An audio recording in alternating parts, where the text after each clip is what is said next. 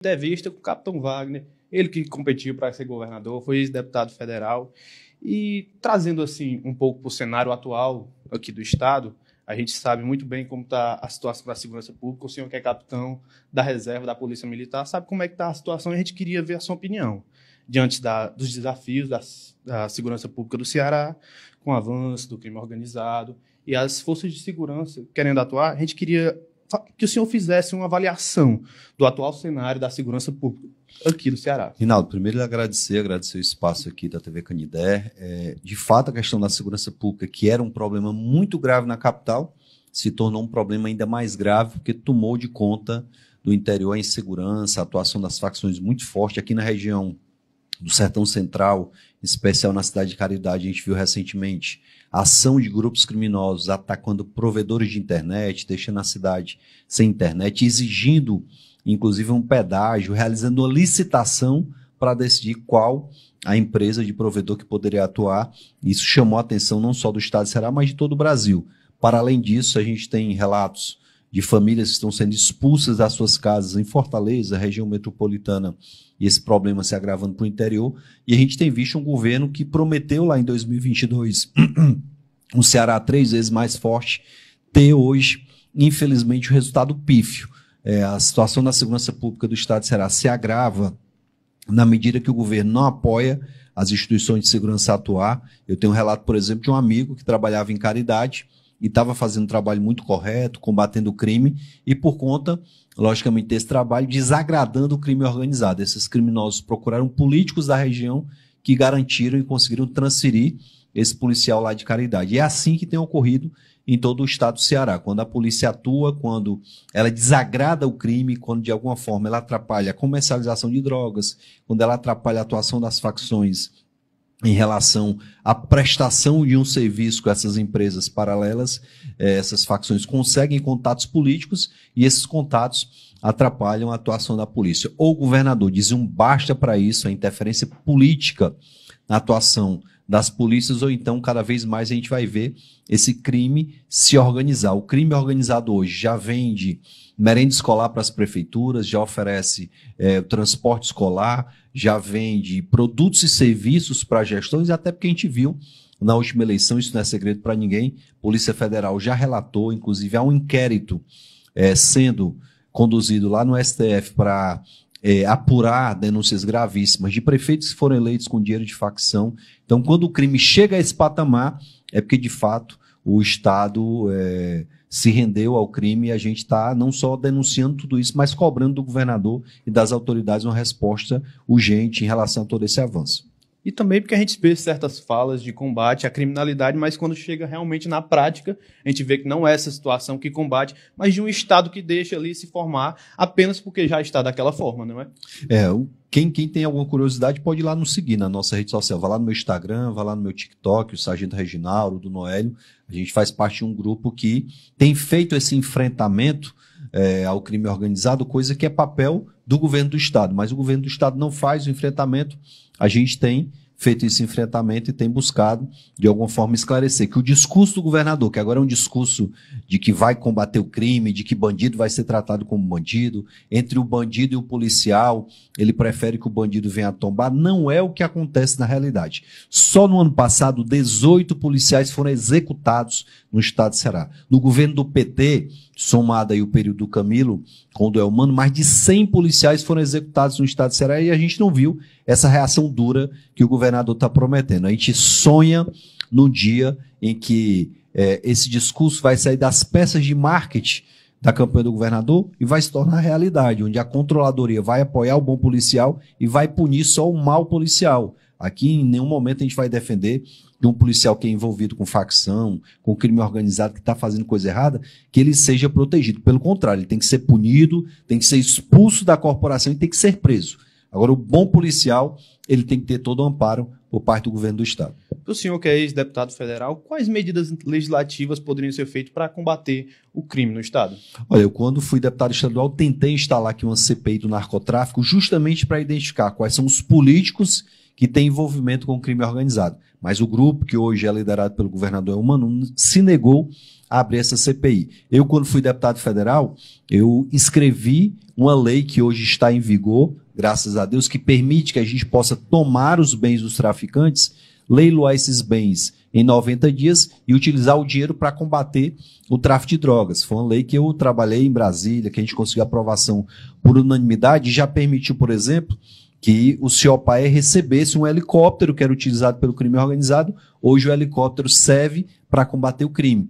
Então, estou muito feliz com a lei que a gente aprovou, com os recursos que nós mandamos para a segurança pública, muitos deles o governo não quis utilizar. A gente mandou dinheiro aqui para o Estado do Ceará para comprar a primeira viatura blindada para a Polícia Cearense. Eu mandei esse recurso em 2019 e até hoje o governo do Estado, com dinheiro no cofre, não comprou essas viaturas. Então a gente lamenta que a gente tenha feito a nossa parte, mas o governo do Estado ainda não tem feito a sua. A gente defende há muito tempo, Rinaldo, a questão do vídeo monitoramento com câmeras com leitura facial, coisa que só agora o governo quis colocar lá no Estádio Castelão.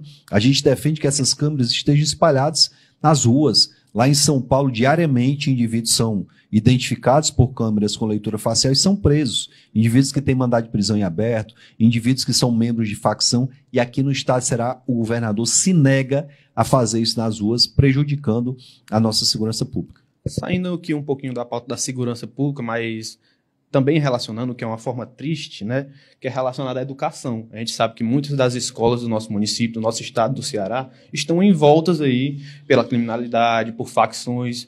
Às vezes os alunos, eu já cheguei a ouvir fala de diretor de escola aqui do estado do Ceará dizendo: daqui a pouco a gente vai ter que, no formulário de admissão, perguntar de qual facção você é. Marque X nessa, marque X naquela. Então a gente queria saber como o ensino técnico e profissionalizante pode ser ampliado para oferecer mais oportunidades para esses jovens e para diminuir a criminalidade. Olha, Rinaldo, eu sou um exemplo de que a educação ela pode transformar a vida de uma pessoa. Eu fiz Escola Técnica Federal do Ceará, meu ensino médio eu me tornei técnico em eletrotécnica e trabalhei na área, lá na Teixeira Bezerra de Menezes, e tive grandes oportunidades a partir do ensino técnico.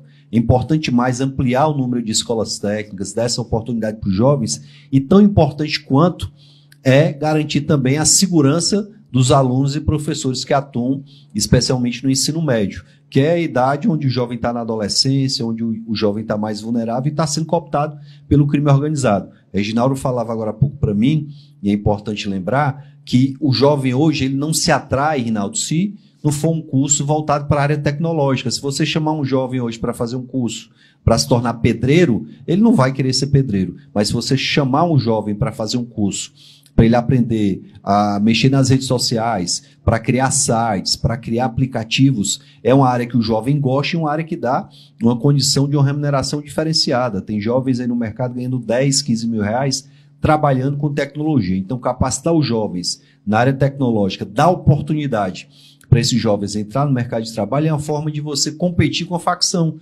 Porque hoje a facção está chamando o jovem para trabalhar, pagando uma boa remuneração para ele trabalhar no crime organizado. Então, está na hora do Estado investir nos cursos técnicos e garantir também, logicamente, o funcionamento adequado dessas escolas. Perfeito, até uma coincidência aí. Eu também sou formado, sou técnico em eletrônica aqui pelo Instituto Federal do Ceará.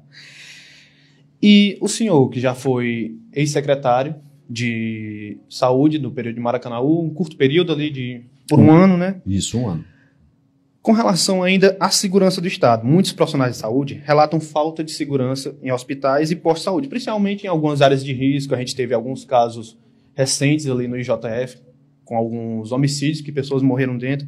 E como garantir um ambiente seguro para esses trabalhadores? Eu sei que o senhor, que já foi secretário de saúde, sabe da importância desses trabalhadores, desses técnicos da saúde para a população de Canindé. Olha, a gente tem visto, Rinaldo, ataques a pacientes e a profissionais, tanto dentro de hospitais, de postos de saúde, mas também na porta de escolas. Dentro das escolas a gente tem visto a ação criminosa avançar cada vez mais. Quando o Estado não consegue proteger sequer o seu trabalhador ou usuário do serviço público dentro de um prédio público, isso é a decretação da falência do Estado.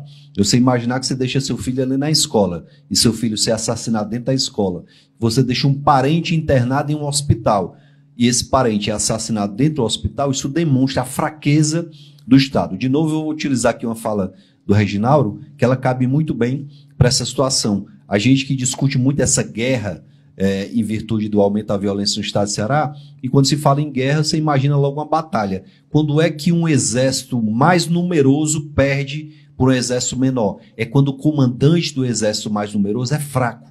O comandante maior das forças de segurança do estado do Ceará, o governador, é humano. Ele tem sido fraco até hoje no sentido de combater o crime organizado. Não tem tido a coragem necessária para implementar o que ele prometeu lá em campanha. Lá em campanha ele disse que ia ter o batalhão raio em todas as cidades cearenses. E eu já sabia que era uma proposta que ele não ia ter como colocar em prática. Mais do que ter o raio em cada cidade cearense, é importante garantir a segurança nos diversos rincões. Hoje, nos distritos das cidades, a gente vê um abandono que torna vulnerável aquela população, infelizmente. Os distritos que eram conhecidos como locais tranquilos, você ia passar o final de semana, que podia dormir com a janela aberta, que podia deixar uma cadeira ou uma bicicleta na calçada, que nada acontecia, hoje estão tão violentos quanto a sede dos municípios e até uma grande cidade como Fortaleza. Infelizmente, essa omissão do Estado tem feito o crime organizado avançar e cada vez mais. Os profissionais de saúde temerosos quanto ao seu local de trabalho, os profissionais de educação da mesma forma, e cada vez mais a gente vê, né, no olhar do cearense a perda da esperança de que a gente possa mudar essa realidade. Vai chegar um momento que o cearense vai decidir se ele quer continuar com um governo fraco como esse que a gente tem aí, ou se quer mudar de governo. Ano que vem tem eleição e é nessa hora que o eleitor tem que fazer a análise. Espera aí, esse cara prometeu lá atrás, não cumpriu, vou deixar ele de novo aqui. Então, é um momento mais adequado, vai ser no próximo ano. Quais as principais deficiências que o senhor identifica com relação à segurança pública do Estado? O senhor já citou algumas, mas eu creio que tenha aquela que realmente traz pavor à população quando se trata de segurança pública. Olha, eu acho que a maior deficiência, primeiro, é a má distribuição do efetivo policial. Temos cidades e locais que não têm nenhum policiamento, distritos vários no interior do estado que não tem uma composição mínima da polícia para dar segurança à população. Mas o que mais tem assustado a população é a tranquilidade como as facções têm avançado. Quando o cidadão se vê expulso da sua residência, ontem a gente foi lá no Planalto Ayrton Senna, um bairro de Fortaleza, ali do lado do Zé Walter, e visitamos uma rua chamada Rua do Quadrado. Tinham cerca de 60 casas que estavam abandonadas por determinação da facção. Você imaginar, Rinaldo, que você juntou ali durante 10, 15 anos um patrimônio para construir uma casa, muitas vezes fazendo empréstimo, e o Reginaldo entrou lá num duplex comigo, duplex todo no azulejo, bonitinho, uma coisa bacana. Eu acho que a pessoa gastou ali para construir aquela moradia uns 100 mil reais e vê que o imóvel estava abandonado por determinação das facções que não querem que o morador permaneça lá. Eu acho que é ultrajante. O cidadão não tem direito à moradia, mesmo sabendo que ele é que se esforçou para construir aquela moradia, vê um crime organizado, expulsa o morador, ele vai na delegacia, Rinaldo, e a única coisa que ele escuta na delegacia é: você quer escolta para tirar os seus móveis da sua casa e levar para outro local? Isso é uma desmoralização por parte do Estado. O cidadão ir na delegacia fazer a denúncia, em vez de uma providência ser tomada para prender aqueles criminosos, apenas o Estado diz: não, vamos lá escoltar para tirar seus móveis e colocar em outro canto. É uma decretação da falência do Estado. Hoje a gente vive um Estado paralelo que é governado aqui no Ceará pelo crime e pelas facções. Seria como permitir ali que o cidadão, a população, fosse refém dessas organizações e o Estado simplesmente fechasse os olhos e amparasse ali, vamos dizer, né? Tem alguns conjuntos habitacionais, Rinaldo, lá em Fortaleza, muitos deles entregues ou pelo governo federal ou pelo governo do Estado, que a moradia foi entregue para o cidadão e chega lá, o membro da facção diz: não, você não vai morar aqui. Olha que desmoralização. O Estado pega o seu imposto, o seu dinheiro, constrói a moradia e entrega para uma pessoa que está precisando. Aí vem a facção e diz: não, você não vai morar aqui, a casa agora é minha. E o Estado, sabendo que aquilo está acontecendo, apenas se cala. Ora, se governador eu fosse, eu iria lá e desocuparia. E como é que você vai saber de quem é a casa? O Estado tem a relação de quem é o proprietário de cada unidade habitacional que é entregue. Se ele chega lá e não é aquele proprietário, que ele expulse aquela pessoa e coloque o proprietário devido. Infelizmente, a omissão do Estado, o silêncio, fez o crime avançar. O que gera a reincidência criminal, Rinaldo? É a sensação de impunidade. Ora, se eu cometo um crime, o Estado sabe que eu cometi aquele crime e não faz nada, o que eu vou dizer? Ah, pá, o Estado não fez nada, eu vou de novo. E vou de novo, e vou de novo. E é assim que as facções têm avançado no Estado do Ceará. E eu tenho feito uma observação alguns assessores até pedem para eu não falar dessa forma, mas é a verdade, de que é algo muito estranho em relação a determinada facção que atua aqui no estado do Ceará. Eu vou pegar um exemplo lá do Grande Pirambu e lá da Barra do Ceará. Quando a facção X comandava o crime lá no Morro do Santiago, eu vou dizer, quando era a GDE, tinha operação da polícia toda hora, tinha pressão, de repente vem um comando vermelho, expulsa a GDE e toma de conta do Morro do Santiago. Por que, eu pergunto aqui ao governador, que desde o momento que o Comando Vermelho tomou o Morro do Santiago, que a polícia não faz mais uma operação no Morro do Santiago para expulsar o Comando Vermelho? Que conivência é essa com o Comando Vermelho, não só lá em Fortaleza, mas em muitos outros locais? É muito estranha essa conivência e precisa ser explicada pelo governador e pelas autoridades que fazem a segurança pública do nosso estado. Algum projeto específico o senhor defenda, tanto o senhor quanto o sargento Reginaldo, para melhorar a segurança pública, talvez futuramente em algum cargo político? Olha, a gente defende o uso da tecnologia, o apoio total aos profissionais de segurança, uma controladoria que puna o policial que desvia da conduta, que faz coisa errada, mas que proteja o bom policial. Olha só, todas as cidades que investiram em câmeras de vídeo monitoramento com leitor facial conseguiram uma redução substancial da violência. A polícia não tem como estar presente em todas as ruas, em todos os momentos. Então, além da presença policial forte, é importante investir em tecnologia, investir em drones, investir em câmeras com leitura facial, para que a gente possa mostrar para o crime organizado que nós temos as ferramentas para combatê-los. O exército da segurança pública é muito maior. Nós somando aí os policiais militares, policiais civis, policiais penais e bombeiros militares, a gente tem quase 30 mil no estado de Ceará. Esse exército teria condições plenas de trazer paz e tranquilidade para o nosso estado, se o governador desse o amparo necessário para eles trabalharem. Quando um policial se envolve numa coisa errada, ele tem que ser punido rigorosamente. O Reginaldo trouxe uma denúncia, Reginaldo, lá para a Assembleia, que é algo assustador. Dentro da estrutura da Secretaria de Administração Penitenciária, foram furtadas centenas de pistolas que o Estado comprou e essas pistolas foram entregues para o crime organizado. É incrível, mas o servidor que era responsável por essas pistolas foi promovido depois de ter permitido que essas pistolas fossem furtadas. Tem algo de muito errado ali dentro também da Secretaria de Administração Penitenciária que precisa ser esclarecido pelo governador. Tem algo de proteção muito esquisito ali na Secretaria e precisa ser esclarecido. O Ministério Público tem que apurar com rigor o desvio dessas armas que hoje estão nas mãos de um crime organizado. Sabe por que a gente descobriu isso, Reinaldo? Porque um bandido foi preso e de posse de uma das armas ele estava. O que fizeram com essas armas da Secretaria de Administração Penitenciária? Responda, governador Camilo. O governador é humano, até eu me confundi. Tá vendo aí?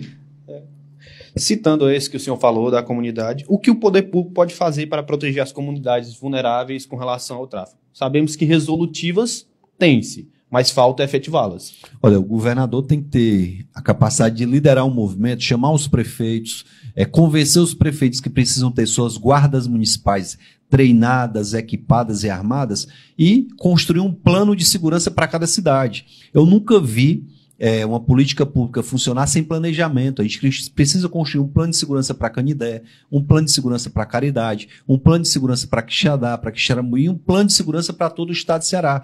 Tem soluções que funcionam em Canidé que provavelmente não vão funcionar em Juazeiro do Norte. Tem soluções que funcionam em Juazeiro do Norte que provavelmente não vão funcionar em Fortaleza. Então, cada área do estado precisa ter seu planejamento. Se eu pegar Fortaleza, eu tenho ali o Grande Pirambu e tem o Meireles. Qual é o crime preponderante no Meireles? São os assaltos. Já lá no Grande Pirambu é o tráfico de drogas e os assassinatos. Então, para resolver o assassinato é uma metodologia, para resolver assalto é outra. Então, é importante que o governo do estado primeiro reconheça o avanço do crime e construa, em parceria com os municípios, um plano de segurança para cada cidade do estado do Ceará. A gente aqui, chegando perto de encerrar, a gente queria saber o que os eleitores podem esperar de vocês, tanto o senhor quanto o sargento Reginaldo. Já há uma definição sobre candidaturas e alianças políticas?